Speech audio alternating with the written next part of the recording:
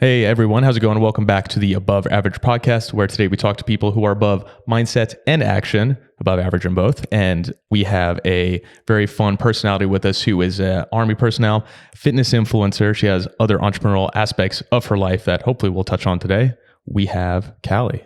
Hello. What is going on? How's the mic setup? Do you feel like you can? Yeah, I feel like you it's feel comfortable. good. Can you hear me just fine? I hear you. Do you need it closer to my mouth? No, you're good. Okay. Jokes can be had. Jokes can be had with that statement right there. But oh man, too early at the podcast. That's okay. Already. I can tell you're in the military. You were.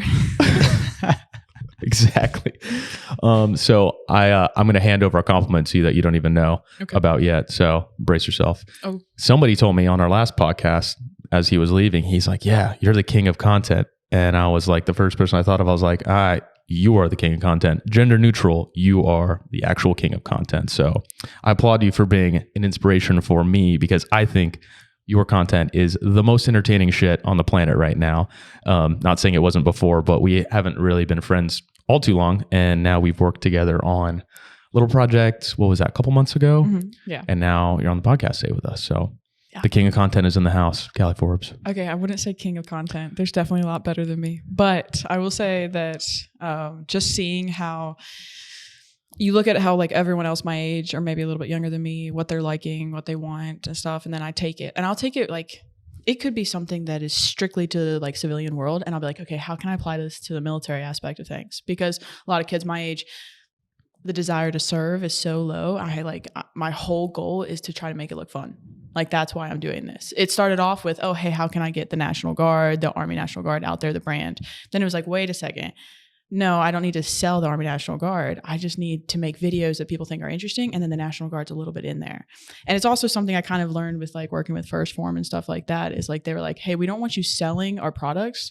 We just want it intertwined into videos that people already like. And so I was like, oh, it's the same with the National Guard.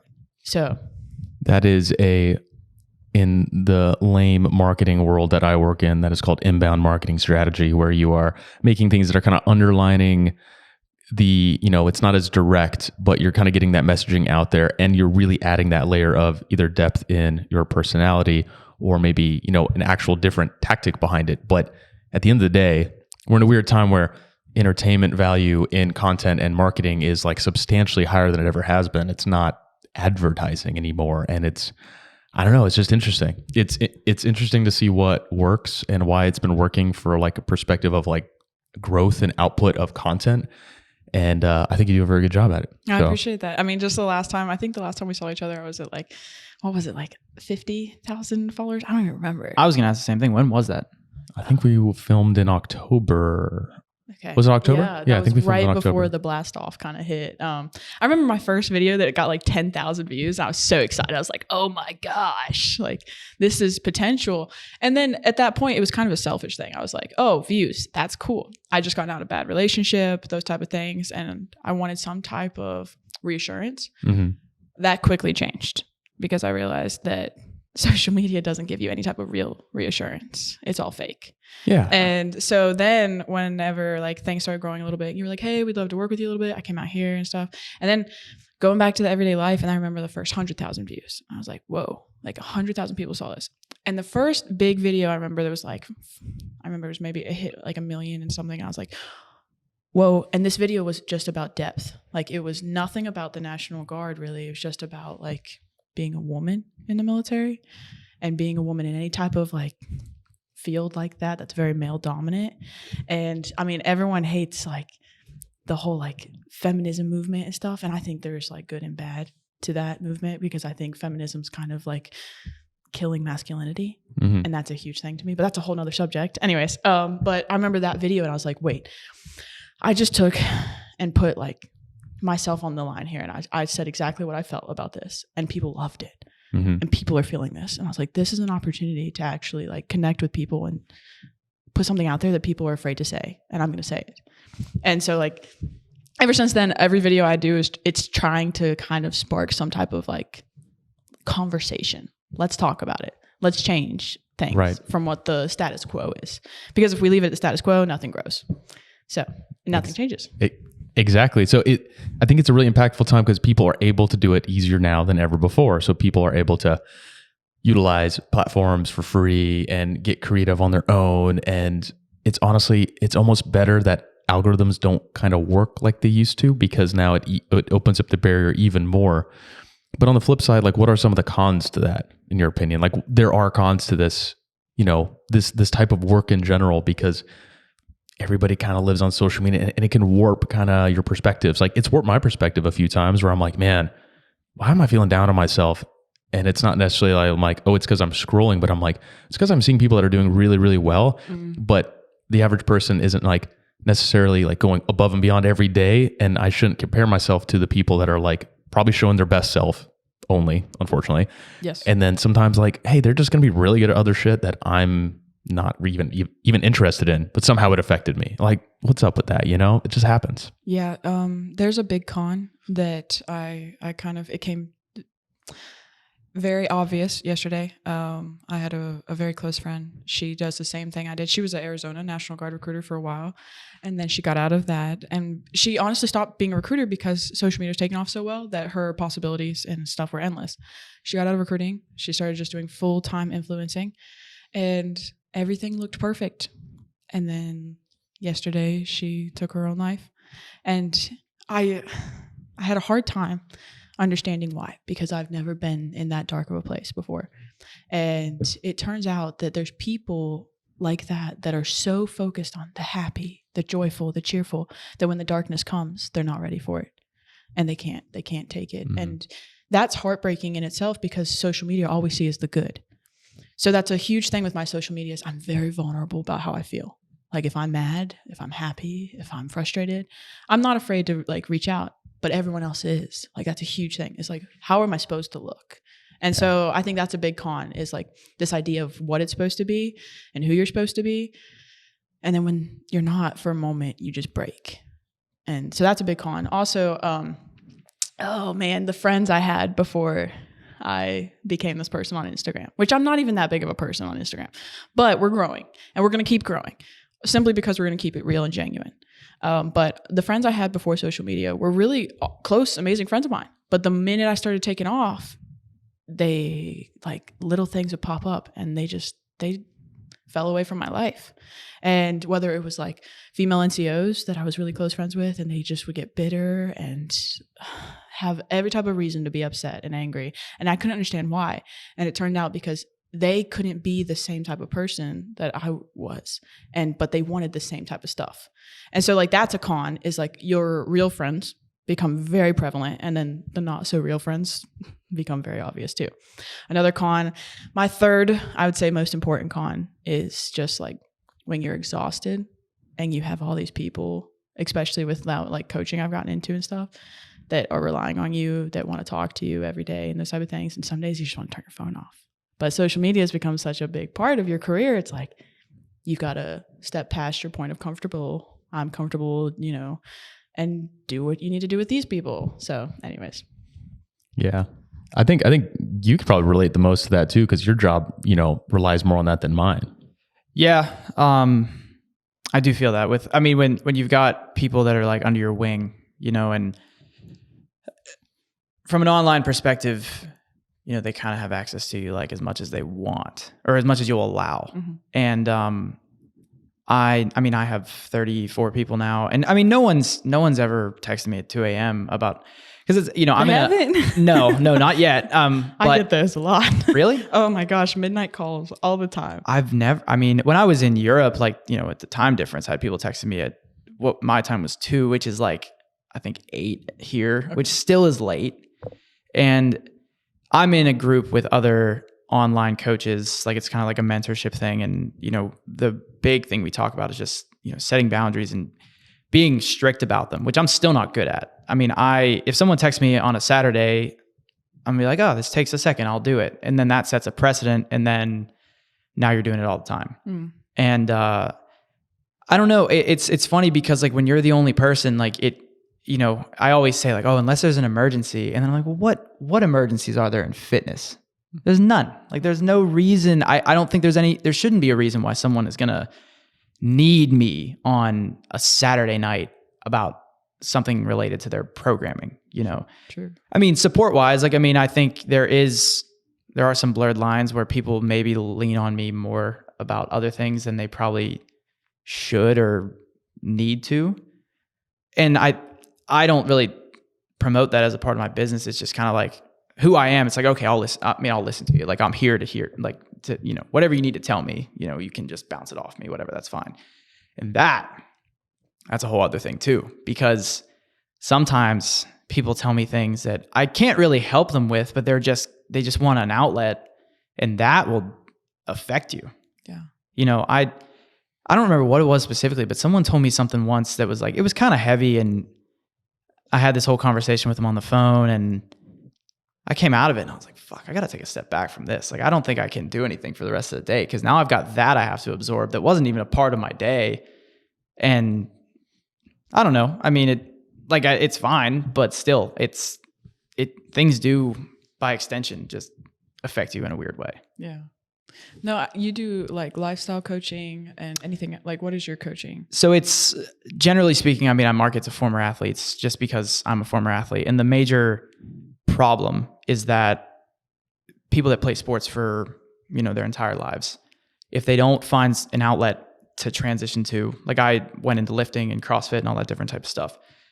A lot of athletes don't, and their fitness is tied to the sport, and then the sport disappears. And it's like, okay, well, now I'm 5 years out of my sport and I don't feel like I ever played at a high level. Because for a lot of people, that's, they might not talk about it, but being really good at a sport is their identity. Like that's their fitness, that's their health. And then that just disappears. And then they end up being somebody that looks and feels like they never did that, And so that's the problem that I articulate to people. And then that's what I try to help them with, is like finding fitness again, and maybe some competition and just an outlet for all that stuff through organization of just going back to the gym and training like an athlete again.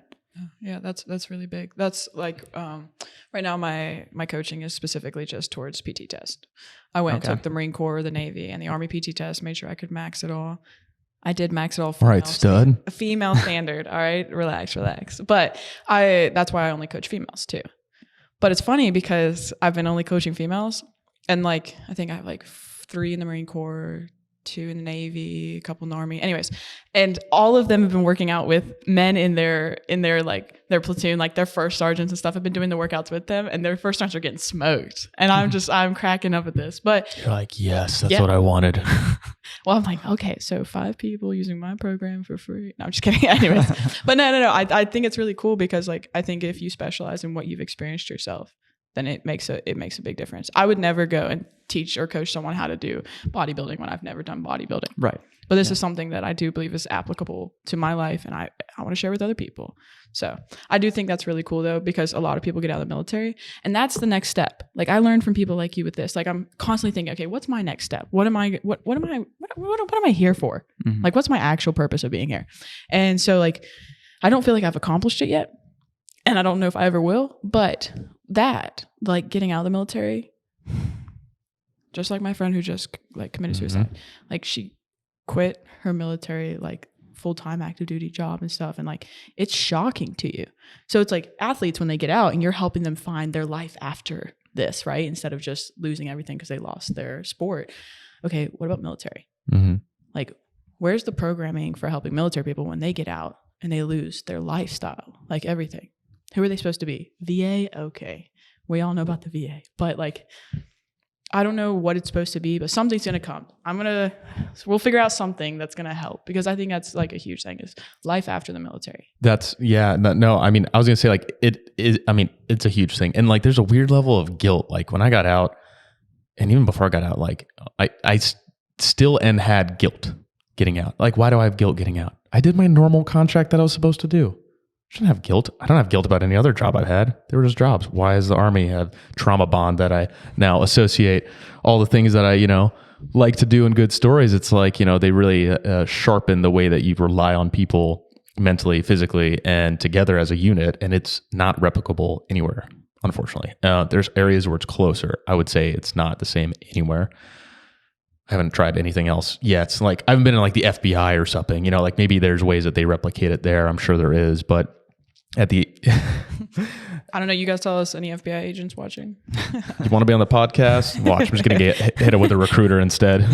Basically, someone's gonna be like, this guy said he's interested. He used to be a mildly okay door kicker as an officer, but That's a next job opportunity. You Oh, could join yeah. the FBI. That's true. I could. It would be probably a very fun job. Like, I think the HRT there looks really cool. But like those are the Yeah, what That's if you the cool did guys there. like marketing for the FBI and stuff like that? what if I did Yeah. Do they even have marketing? They have to. I mean, it's the Have FBI. you seen FBI's marketing? I think I That saw means a they're not very good at billboard. marketing. Yeah, see, You see what I they mean? need Yeah. help. Point. Yeah. Yeah. So There's an FBI something in the South Side though. There's a I think there is an office here. Yeah, I do have one friend. I can't put her name in here yet, but she just joined, and there is one here, and she purposely didn't come back to Pittsburgh area because they don't recommend that. They want you to not basically, like, if you grew up in the same town and then you're working as a special agent, they don't really need you to like know everybody there and everybody knows you, and now you're doing a little bit of a secretive job. It's probably not ideal. So Yes. she had moved, but yeah, she had given me some insight. But yeah, I don't know where what some of the solutions are for that. Like, and there's a lot of organizations that do cool stuff that are like one-offs, like, oh, we're going to take everybody like hunting and they're going to have a really good time. You're going to bond with veterans, and then everybody goes home, and then you still wonder why like somebody, lets go of their own life later still, even though they had some little bit of a community, but there's not really touch points with those people later, mentally or physically. And the civilian world is just weird. Like, when you leave, it's very isolating, and people don't know what it's like coming from the Army or the military into what feels isolated, even though in normal life it's really not that isolated. Yeah, But it's got to be it's a way more significant transition than it is coming from college athletics. yeah, but it's very similar. It is similar. It is definitely similar. But I think, I would imagine with the military, it's almost like there's probably less that you're going to have on the other side from the military to regular life than from athletics to regular life. Yeah, like one of the like harder things I think for like anybody, and you guard a little bit, but slightly differently, but especially for active duty, I would imagine like you get done with active duty, like you can't even go back on that base. Like, your friends live there, they live around the area. You all of a sudden don't know what's going on with their training unless you just talk to them. You can meet out with them, but like you don't even like live in that town anymore. I don't necessarily know if I'd want to live outside of Fort Bragg forever, No, I would not. Vietnam. So I don't think I'd be spending my free time trying to apply for jobs there just to hang out with the boys. But you are like a hard separation, which like any other job, it's like not really like that. So like, you're like, all right, now you're like not on the club. Yeah. By the nature of it, like there's either security or you don't live on the place where you had access to stuff, and then you're not bonding anymore. So like, they're going to continue, like the Army continues to move on, right? And you just continue your own life separately, and that's what happens. Yeah. that's kind of why I went into coaching, really, because I still stayed around it. Like, I have friends that, I played with up until, they played college, they had their own experience, but then they just have a hard stop, like right there. And then that's it. Like, they don't go into playing men's league. They don't go into coaching. They just have their career, and then that's it. And they were just like, yeah, I was this former athlete, high level. And, I never felt like I had that stopping point, because I was coaching the entire time in college. I went straight into coaching in college at Virginia Tech, and then I was with the pros, then I was with Pitt. So I'm around it still. Like, I still do coaching, so I'm still involved in the game. But there's plenty of people that maybe aren't coaches. Like, not everyone that played at a high level just because they were a good athlete makes them a good coach. And so then you don't have that ability to then go and coach the sport that you played. And so then that's a whole other thing as well. And I find it interesting because I talk about that problem, but I didn't really have that problem. Yeah. And so for a while I was putting it out there, not knowing if it was going to resonate with anybody. And then people will message me and be like, yeah, I know. I feel like you're talking to me. Yeah. I'm like, well, that means I'm doing something right. I'm nailing some kind of message somewhere. So, there's transitions. I think I was never good at them. And I think a lot of people maybe aren't good at them either. And so to have somebody that's there to walk through it with you, I think there's something there for sure.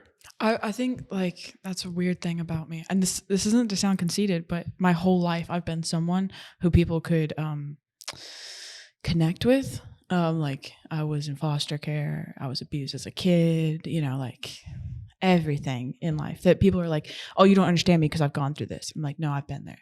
let's figure this out. And so like, no matter what, I feel like I just want the hardest thing thrown at me in life just so I can continue to connect with these people who feel like they're alone. But at the same time, Lord, please don't throw horrible things at me right now. But he's just like, oh, your family's dead. No, please don't do that. But I don't know. I think that it's a huge thing as people focus so much on themselves all the time that they forget that there's like everyone else needs someone. So I don't know. I do think that that's a really good point there though. Let's talk about something that women love lives. Love lives. Yes. I want you to go into this topic. Hit me. Well, no. I want to talk about yours first. My love life. Yes. So Okay. love life in the military. Okay. So a lot of like my social media, I try to avoid talking about my love life, but everyone else wants to talk about theirs all the time. So like when you were in the military, did you find it harder to have a healthy relationship? I did. Yes, I definitely did. Significant other, right? Or do you just mean relationships in general? So friendships too, or you know what? Yeah, hit both. hand in hand. Because love is, friendships too. So yeah, I freaking love the homies. No, I think I did. I think one thing that was a problem was some parts of unrelatability of work and then distance. Those two things single handedly are like so monumentally different for people in the service dating somebody who wasn't. So we're kind of opposite in this sense. I've never dated somebody that was in the Army at all or in the military at all. Oh wow, never went for an Army chick, huh? No. Ooh. Never gone for an Army chick. And I'm trying to think. I don't even think I went on any dates with anybody in any of the services ever. Ever? No, I think I was strictly civilian that I can like recall, because there was periods of being single where I was going on dates. None of them were ever anybody in the service. So have you ever dated anyone in the military? No. Okay. I don't mean to leave you out of this one. No, it's okay. No, I mean this is outside my scope here, but well, did you always find yourself dating like athletes, like female athletes? No, actually. I mean, I've only ever really been in like 2 relationships. I mean, like currently, and then there was one ain't got a few no years time. ago. Hey, now. I was always just kind of like, I mean, coaching wise, or I left Pittsburgh, went to Westchester. I was on the other side of the state. I was only there for a year, and then I went to Virginia Tech. I was there for 12 weeks or maybe less. And so there was a point in time where I was kind of just all over the place, not really staying in one place. Then I came back to Pittsburgh, and then I was like, from there, it was 2019, I was working at a gym, and then the girl that I dated was a member there. And then, which was fine. Like, I mean, it was because it was like a group setting. Like, I mean, it wasn't like personal training. Like, she wasn't like a client of mine, which I haven't worked in a gym in a long time, but I don't think I would even do that anyway, because I feel like that's not the best move. With this might have been maybe a subconscious thing too, but like I was freelance photography video person, and all of my jobs I've worked, I've never dated anybody I worked with, or like if they shot with me, I never dated them. Like if they were like a model or whatever for something, and it wasn't like a hard separation, like deliberately, but I was like, oh, within the setting of we are working together, however long that working is, we are not talking outside of like, we can be friends, but we are not talking. So it wasn't the reputation of some video people or photographers can be like, oh, that's a way as an entry point to talk to girls. And I was like, oh, I'll talk to them as a professional. So I think maybe I'd done that in the Army subconsciously, but also I joined the infantry before I worked with women. Oh, yeah. Do you remember that time? Yeah. So you're a little younger than me, just by a little, 1 year or 2 or several. A decade. But when I joined the infantry, I mean, I didn't work with women for several years. I mean, it was only the last couple of years in the Army that I worked with women at all, because I was in a light infantry unit. So my job training, no women. Deployment, no women. We had like a couple attachments of people here and there, but honestly, we were still very just guys. And so the opportunity didn't arise. And then if it did, it was like one woman, female, would be attached with us or whatever.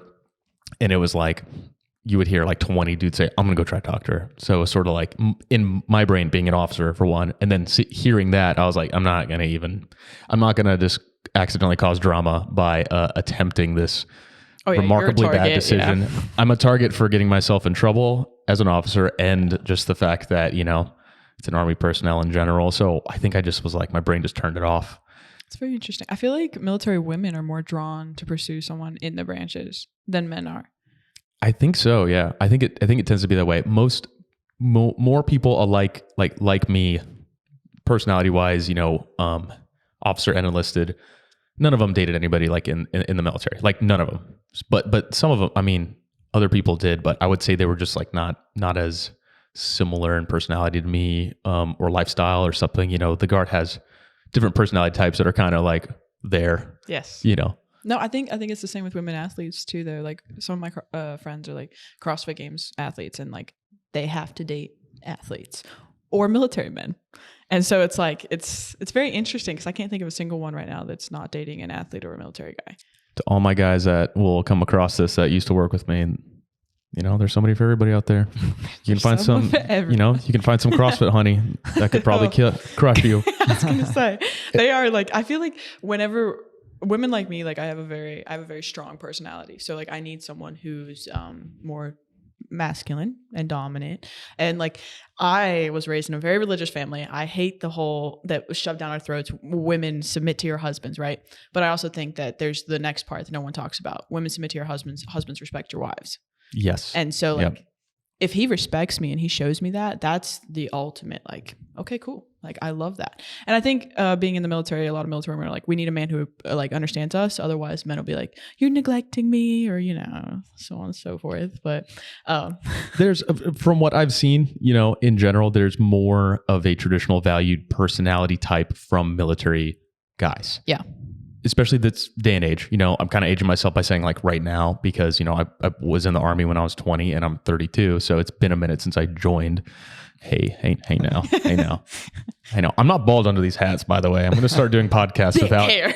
Without these, it's got some lettuce down here. I like how both guys are wearing hats. I almost wore a hat, but I want to show you I had hair. So, but I think there's a level of like, kind of like a more traditional setup mindset from a guy who's in the service. And also, again, I was around infantry guys, so it was like very much like we're going to be like Mr. Badass, Mr. Guys, and so they want to personify that.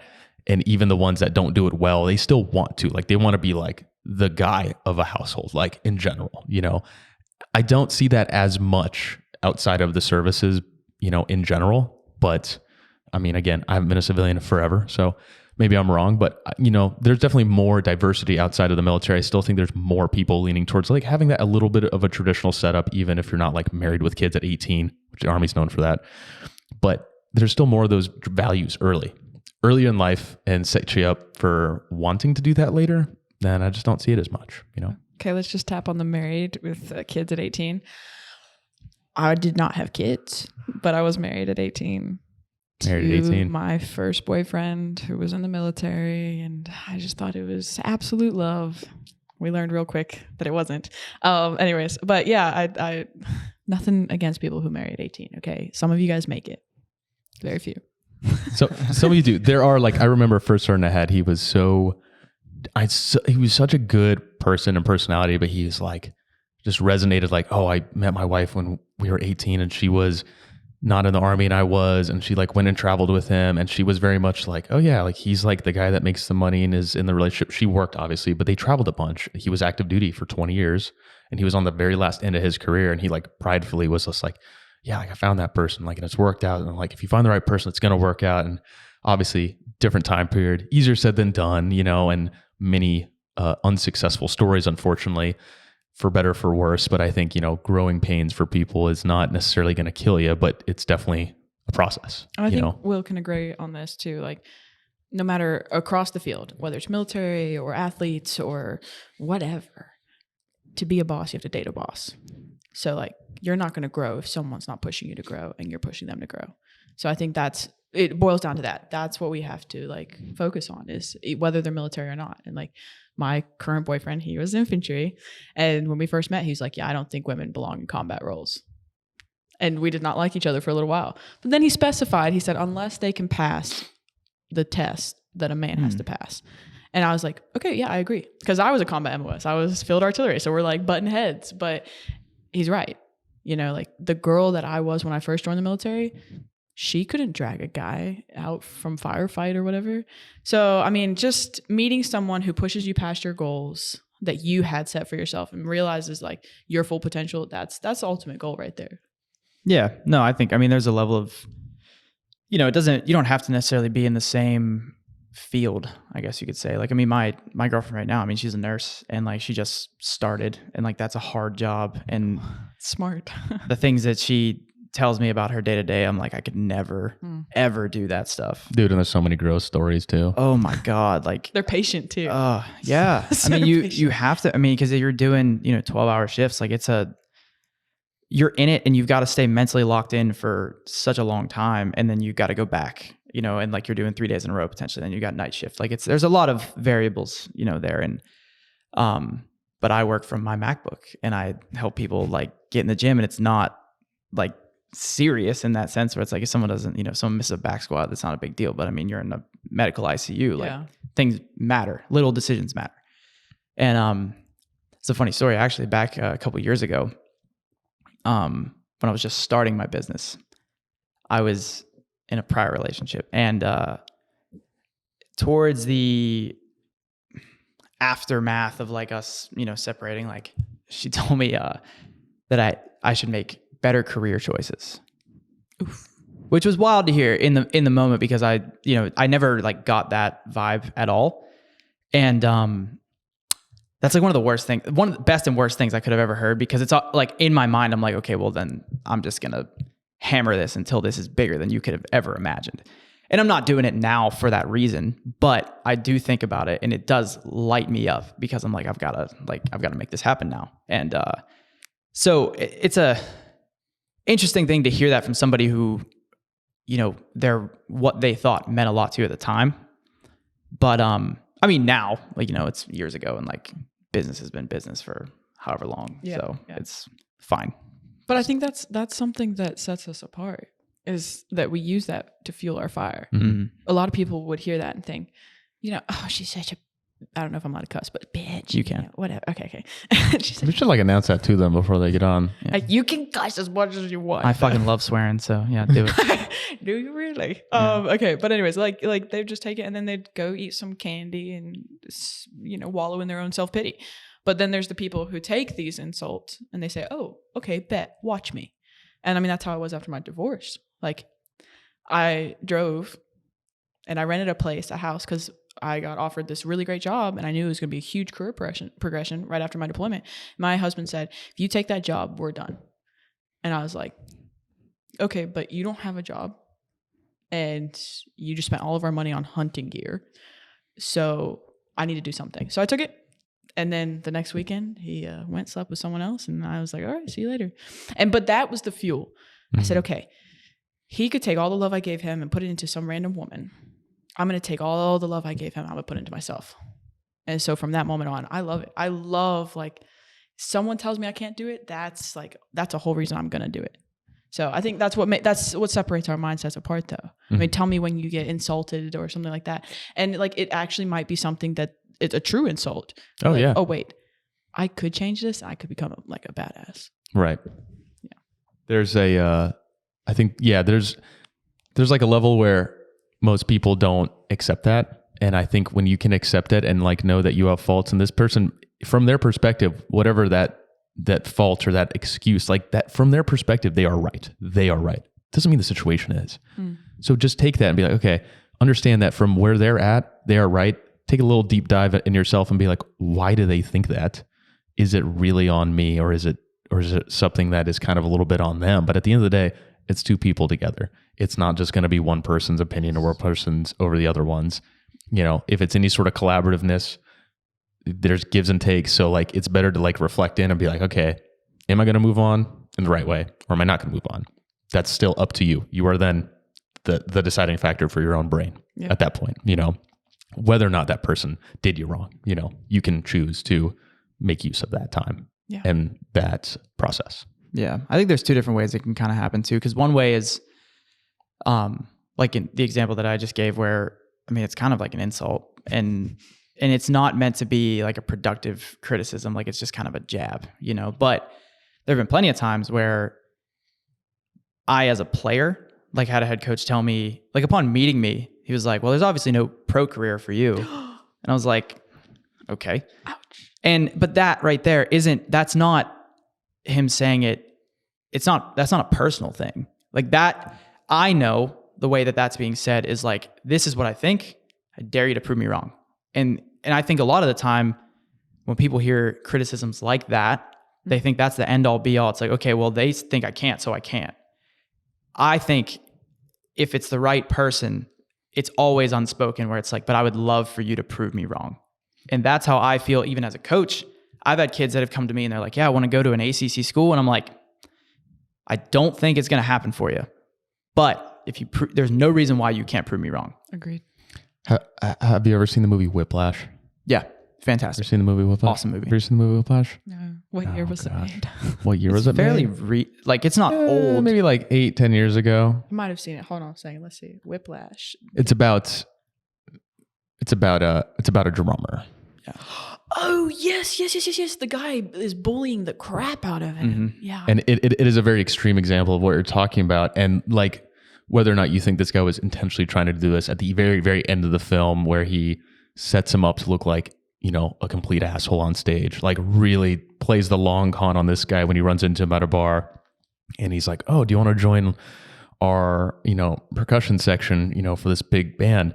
And he's like, oh yeah, I think that'd be great. And this guy lies his ass off to this character, brings him there, and then he just throws him a loop and he's like, yeah, we're doing new shit. Sorry, bro. And he just flounders. And that guy just turns around, walks off stage, comes back, and he's like, fuck it, and just goes hard. And that was like the whole point of it. But like you saw some serious psychological abuse, you know, to somebody. And almost, unfortunately, you know, that happens a lot when you want like greatness out of people. Like there's some people that are great, but it takes its toll on a human being. It's not a normalcy to be great at something at such a high level. And it takes maybe somebody to push you there in an absurd, abusive way to make you great. And I don't know. I mean, it's just interesting that some people have to operate like that, and some people would never be great if they didn't have that happen to them. No, you're right. And that's what I kind of like about like my job with the National Guard. I lost faith. How are we doing time-wise? Oh, we're good. Okay.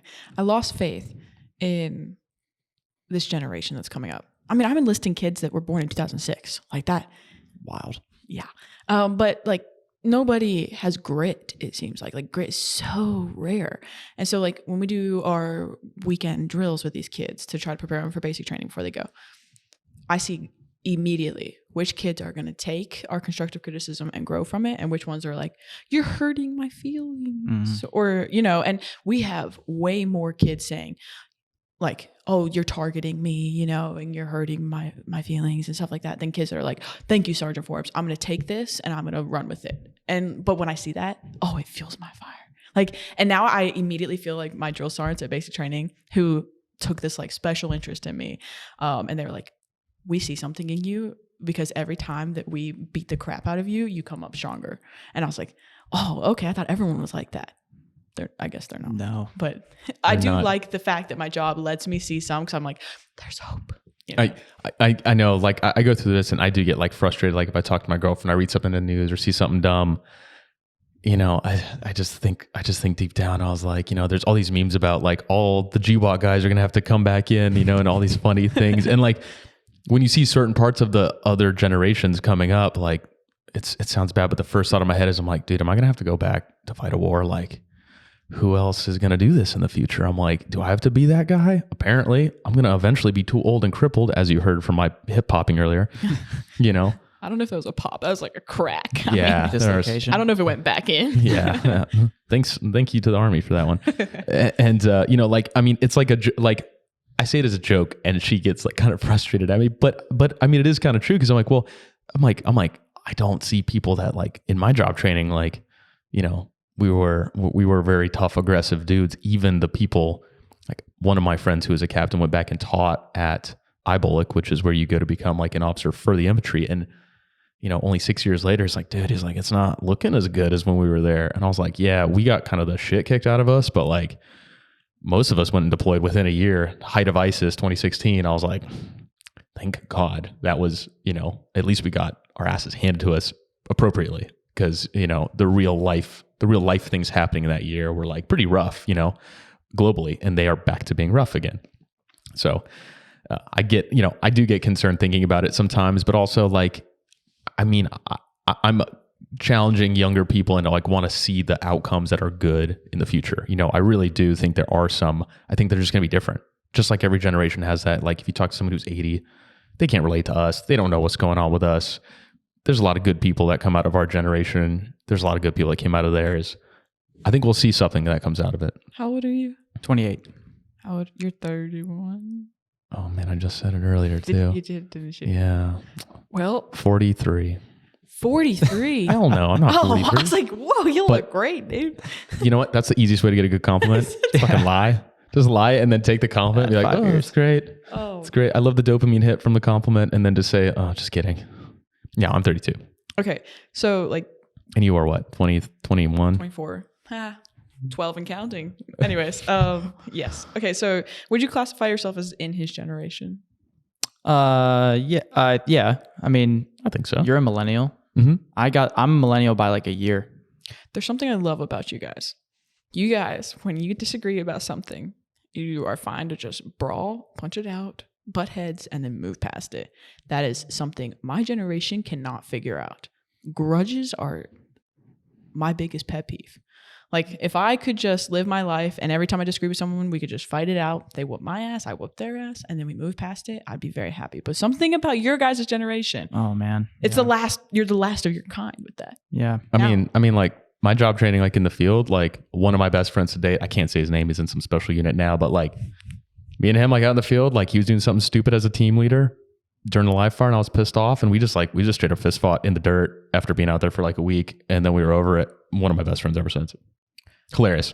Yeah. I love that. I've got a funny story about that because whenever I was in college, like I spent 4 years at Pitt, right? And we didn't call it this, but it's what it was. We would just say like OTF. So it was like on the field. And so the idea was that it was pretty cutthroat, in training and stuff. And so occasionally you're going to, have issues on the field and you deal with it on the field. But the second you cross the line, you're not soccer players anymore. Like you're back to being a team. Cause like in inter squad, you're going to be, on different teams, whatever, and people get pissed off and it is what it is. And so then I transferred as a fifth year to another school. Okay. And I was the new guy coming in from Division I school, went to Division II. And I was the oldest person there because I was 23-year-old fifth year and everyone else is, between 18 and 21. And I could not believe the difference between like just me and 3 years later. And I showed up as like, I've got 4 years Division I soccer under my belt. I was a motherfucker. Like I used to go crazy. And like, that's part of like goalkeeping too, is like my entire life, you're told as a goalkeeper, you got to have a screw loose. And you kind of do just because you're willing to subject yourself to like balls coming at you at 70 miles an hour all the time, getting hit in the face, like getting kicked, like whatever. Like it's, it's not something that you're going to avoid. Yeah, balls coming at you. Yeah, brutal. I know. And but so then I show up there and like I'm there day 3 and I'm ripping into people and no one there had heard that before or dealt with that before. And they didn't know how to respond to it. And so there was a point where I had to make a decision where I was like, do I try my absolute hardest to inflict change here about how we approach things, or do I more so focus on myself and let everything else kind of fall into place? Now, that season we went to a national championship and I kind of toned it back a little bit, but I still like I was, on the field, like I was losing my mind. Like, balls come through the defense, I'm losing my shit. And like, I go back to like alumni weekend and these guys that were freshmen at the time tell me, they're like, you made us not want to mess up. Mm-hmm. Like this one kid told this story multiple times where he was like, corner came in, didn't defend it properly. And I went and grabbed somebody by the shoulders. And I was like, don't ever let that happen again. And I don't remember doing that. It's probably something that I did, but heat of the moment, you're like, yeah, you're just freaking out. And it's never personal. And I told those guys that I'm like, this is not about like, we're going to be friends after this. But right now, like between the whistles, like this is how it has to be. And they all at the time, I don't think they enjoyed it that much. But now I talk to them and they're like, we don't have anything like that anymore. Like that, it was just such a experience that they didn't have. And it takes a lot being that person because you have to like be willing to maybe not be someone's friend all the time, which is difficult because you're on the same team, but you also have this, you know, you're all trying to do the same thing and standards have to be upheld. And so now, though, having coached in those same environments, it's not the same. Like, guys don't, like, to your point, that beef on the field leaves the field. Yeah. And then it becomes a whole other thing. And then it's not as cut and dry as it once was. The animosity changes in Yeah. the team. Yeah. It's bad. But touch on soccer players real quick. I think you might have, like, some other world version of you was in the military. I think that soccer players are so good when they join the military. There's something about it. Like, my boyfriend now, he was a soccer player and they offered him a D1 scholarship and he said, no, I'm going to join the military. But he said that it all started on the soccer field. Like, there's something about that, because I think in high school they had him playing football and they were like, our soccer team's failing. Can you help? And so he went cross country and soccer.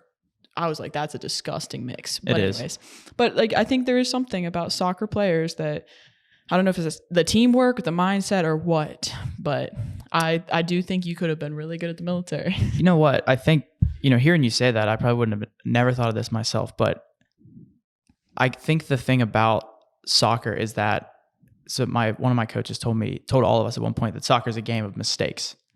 So the team that makes the least mistakes is usually going to come out on top.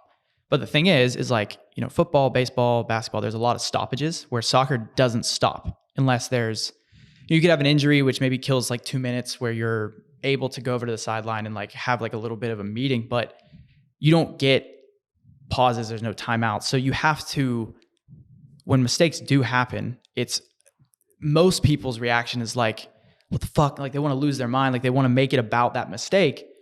But in reality, it's about the response. So it's like, in real time, you have to, you know, react to uphold the standard, but then it's like, okay, well, what's next? Yeah. You know, and so it's a constant like push pull of like, mistake, how do we react? You know, this happens, how do we react? In real time. There's no time to pause. And I mean, I don't know if that's the point you're trying to make, but I feel like in a military setting, I mean, and again, I'm speculating here, but when you're out there, like you've said, like you've got plan A and then plan A never works. And then you got to go to plan B, C, whatever. And so you have to, it's like that on the fly of just dealing with whatever comes next. No, it's true. Yeah. Like, in the Army specifically, you know, like there's plans and contingency plans. And, you know, I mean, it starts with like a playbook, like there's like SOPs, like systems and procedures of doing all sorts of shit. Like the Army's always had that. We've always had doctrine, whereas like the Navy SEALs never had doctrine until like 9/11 happened. Like they were very, you know, different in how they operated, even as a tier 1 or 2 unit. And we always have had doctrine since being, you know, in some of our earliest wars. And so doctrine is like your starting point. And even in doctrine, like we were taught like, all right, that's your plan. You brief it to higher, you brief it to your guys, and that's what you start with. And then if you are smart enough, and this is also briefed, like brief your backup plan, because you need to have one. We need to hear it. And then you probably will have another backup plan from there. Yeah. And that's kind of on you as like a leadership person to do and to maintain, because most things don't go right in any sort of operation. Like there will be something, and you know, most times it's comms, as I've learned. Like, oh, the radios don't work. That's an always guaranteed thing. That's like such an easy thing that you're like, that's never going to work, you know? But sometimes there's other stuff that happens. You're like, I wasn't thinking that was going to happen. Oh, we blew out a Humvee tire. We're not even driving it. What the hell happened? You know, something goofy. And so I think you have to be adaptable, specifically in the Army, because you have big logistical movements and, you know, you pack and go your stuff on the ground frequently. Like that's what we practice. And that's, you know, that's not conducive to every organization in services either, but that's very much how we have to operate. So everybody that's in it kind of has to join along that game of like, you're going to FITFO this, you're going to figure it the fuck out and, you know, kind of move forward with whatever's going on. Like you just got to. Yeah. So I think your adaptability as, you know, a trait from your athletic background is very, very much relatable to like usefulness in like the jobs that we do. Yeah. That's something that's always in my mind too, because hearing you talk about the military and stuff, and then I'm over here talking about sports, I'm like, it's not there, you know, comparably speaking, there's a very different level of risk, obviously. But and in my mind, I'm always like, it's not life or death, like it's not the same thing. But I know that there's like, you know, the team component of things. Because I mean, there's books written about, you know, from the SEALs to highest level professional teams of how they operate. And there are similarities in there, like with flow states and just getting on the same page as people. Like there is obviously different levels of like what's at stake. But at the same time, you have humans regardless. So, I mean, everyone has to operate with the same hardware, and that's like, well, what can you take from this to apply here in different contexts? And to be frank, and you know this probably from talking to me, but most jobs in the Army are just like jobs. They're not going to be mega high stakes. And the Army might treat it as such because what it is a chain reaction of like, well, this guy's little job as a cook is not so little because food has to get out to people that are doing stuff. And maybe it's not important one day, but what if it's like that one critical mission or like something like that, or there is a supply chain issue that does happen later. Like that's a big deal. So that's why it becomes a culture instead of just like most guys aren't Mr. Door Kicker guys. Most aren't. That's a good point. My mind goes when I think military, I think active duty. Like that's just how, like that's what I think of. But obviously there is a lot more to it than just that. Like there's people that do all kinds of things. Hey man, we got some badass accountants and like I was going to say, okay, vouching over here for National Guard. Like the statistics on it are like National Guard deploys more than active duty does. So more active duty guys are sitting in motor pools collecting oil pans than National Guard guys are doing nothing with their life, because National Guard's 1 weekend a month other than full-time jobs like mine and stuff. But like, I mean, I think across the board, National Guard and active duty, it's not all cool guy shit. Like, especially like with my boyfriend going into that world, the cool guy world, I'm like, oh shit, like you're going to actually do stuff we see in the movies.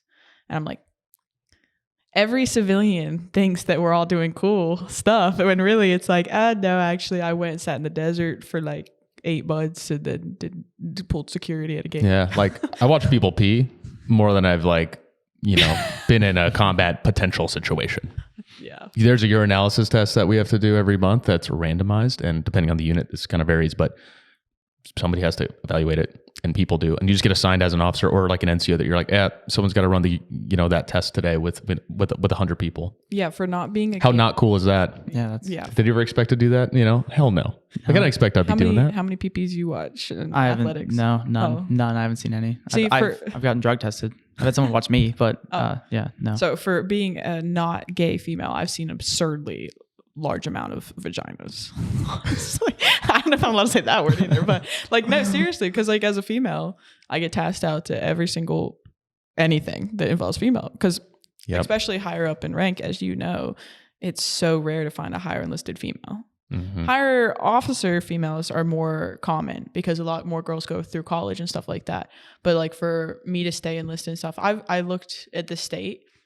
We don't have a female sergeant major, a single one in the whole state. Wow. So it's kind of crazy. Yeah. But we've got a female general, we've got female colonels and stuff like that. Right. So for the enlisted side of things, which most people are lower enlisted. Yeah. So where's their like voucher female wise, And I mean, I just simply say, I'm not like, oh, we need to always have so many women and everything like that. But like being a girl, I didn't have any females that were above me watching out for me as I was trying to find my way up the rank. Which is really important. Because like, I mean, the first time I worked with a female in the Army at all was an officer that came in, and she went to IBOLC, and she was a PL and I was an XO. And my boss was like, yeah, you're going to like square her away, right? And I was like, yep. Okay. That just means like I need to teach her shit. And she came to us before she went to her job training too. So she was definitely new, and she was in a unit of all dudes. And, I mean, I honestly didn't give a shit. Like I talked to her the first time and I was like, can you like do all the stuff that we needed to do? And she's like, I could do this, this, and this, and this, and this. And I was like, okay, well then you're fine. And then that was it. And she got treated like anybody else. That's good. That's really good, especially for infantry world. Like, yeah. I remember I reported my duty station the first time I showed up, and I think he was an E5. He's like a chunky guy. I was like, oh my gosh, what have I got myself into? But anyways, I walk up to him. He goes, well, you're our first female. He's like, all females are either bitches, whores, or goody two shoes. Which one are you going to be? Whoa. And I was like, probably a mixture of all three. So see, and the. No. Actually, I take that back. Not all three. Forget the whore part. I'm gonna be a bitch and a goody two shoes. Whoa. And like what is like I had a handful of guys. So like I didn't protect this girl overly for any specific reason because she's a girl, but I knew there's a level of NCO with CIBs, like been in combat. They're gonna have opinions. about her? Are they going to like kind of shit talk? And I'm like, well, there's a level of that's normal because I got shit talked when I was new, but it shouldn't be sexist, out of the ordinary. And come to find out, like the worst personality people that I had heard through the grapevine, because it didn't tell me because I was an officer, Right. but like I was friendly with them because I'd been with that unit a lot, but I'd heard it through the grapevine. And, I just strategically was like, all right, the platoon that she's going to be paired with, I'm like, I'm going to put you guys on a PT test program for this weekend. It was random, and she's going to lead it because this girl could kick the piss out of everybody. She was a really good runner and rucker. So I'm like, what happened to me when I was new in the unit was like, they saw me as a scrawny kid that looks like he doesn't even need to shave and I'm their boss. Still very true. But at the time I was like, okay, like what's my strengths? And I learned like when you get like poked at, just like you'd learn as an athlete, like poke back. But as an officer, you can't just like make fun of your guys. You just look like an idiot. But you can, but like really like quietly show them your strengths so they shut up. And what Joes look at is they think officers are going to suck at shooting and running and PT and stuff like that, or they're going to be overachievers at it. So I was like, I'm going to just be really good at those skill sets because that's what they care about. It doesn't really apply to my job regularly. She was really good at that. And I was like, oh, well, that's good. That's good that she's really good at that. So I'm like, let's show her that she can flex her muscle without her having to do anything. I assigned it. She just looked like a stud. A lot of them shut up and a lot of them fell out of the runs and were throwing up. And I was like, you guys are fucking pussies. I'm like, she just crushed you. Silence from them after that. I do feel kind of bad for guys that people tell them, a girl just beat you. Like, I don't feel bad. I think it's funny. I know. But being from the other standpoint, I was actually talking to a major the other day, the first female to ever get her Ranger tab, active duty. And what's her name? Hold on. It's really hard to pronounce her last name. She just messaged me too. Hold on. Here we go. Can you show me who she is real quick? Yeah. Because I also just talked to, I think, the same person. And I had talked to her like a year ago. Here we go. Oh, they messaged our group chat. I haven't read the group chat yet, so if you see anything inappropriate, yes, why? Oh boy. Oh, I have one bar. Freaking Army girls, man. You never know what you're going to get. Now relax. I have one bar, but it's going to load. Okay, here we go. Major Jacques. Yes, I've talked to her. Yeah, Okay. so her and I were talking, and I mean, she's gone through a lot, like too much, but she's willing to speak up, and she's going to change the quid pro quo, and I love that, and I'm all about that. But just where was I even going with this? Oh yeah. Like we were talking the other day about she hates whenever people are like, "Wow, can you believe this girl just beat you?" And it's like, how about can you believe this soldier just beat you? Like that's true. Just because I'm a girl, you don't need to degrade that guy. Like maybe even just human to human, his level of fitness is less than mine. But anyways, yeah. But moving on. Moving on. What do you? So what's your take on social media in the military? Because it's OPSEC sensitive a lot of the time. Not that we do cool guy stuff very much, but what's your take on it? Because I feel like there's been a lot of people getting roasted, putting their stuff out there, and there's a level of interesting intelligence aspects of that as well too. I think there's a line, and you have to know when you're crossing it or not. And Buttersworth, Tyler, he's a very good example of he's never crossed the line. I have crossed the line sometimes, and I have to know when to pull it back.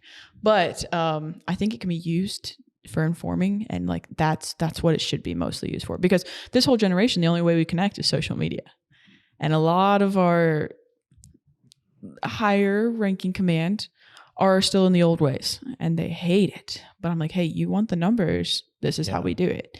But I will say, people who post like videos of them dancing in uniform to TikTok videos and stuff like that, what are you doing? Come on now. Is there really a colonel that does that? Yeah, I've seen a video and I was like, is this real or fake? Because like it could be some guy putting on that uniform and just like right, you could buy that uniform anywhere, making a thing. And I'm like, he could get views doing that. I've heard that it's real. I've heard that he's real. I don't know who he is, and I don't care to know who he is.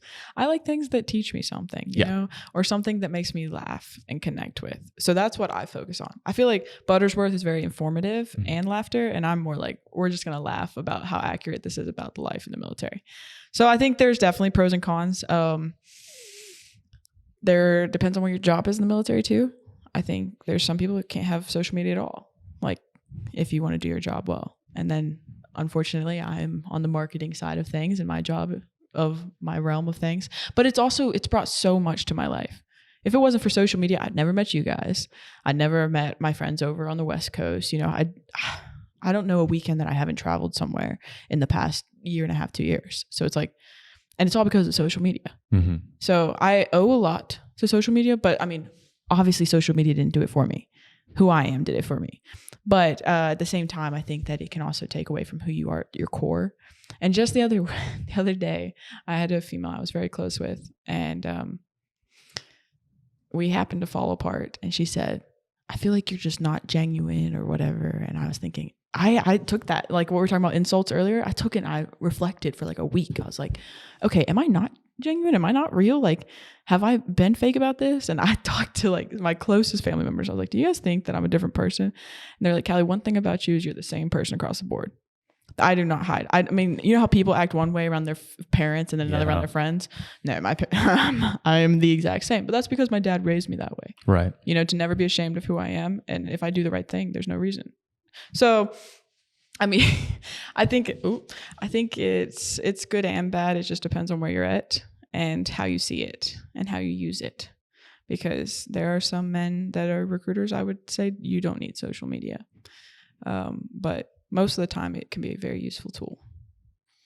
Well, we are just about wrapping up on time, but I think what you bring for not only your audience, but to, you know, the military people and inspiring people by being a real human, I think is very, hopefully, you know, something that can be built and built off of for the next generations, because we need that. And we need people that have a good sense of purpose and structure. And I think purpose will be a problem in the future for some of these people being so much on social media. So, you know, I applaud you for the stuff that you make, because I think it's awesome, and I know you as a person now, and you're very, very transparently yourself on all fronts I've seen, and I just appreciate you being on our podcast. So, where can people find you? Oh, okay. Shameless plug, all the things, all you want. I just want to say one last thing is like the only reason I'm here is to show how to do both, is to how to be in the military but not make it your whole life.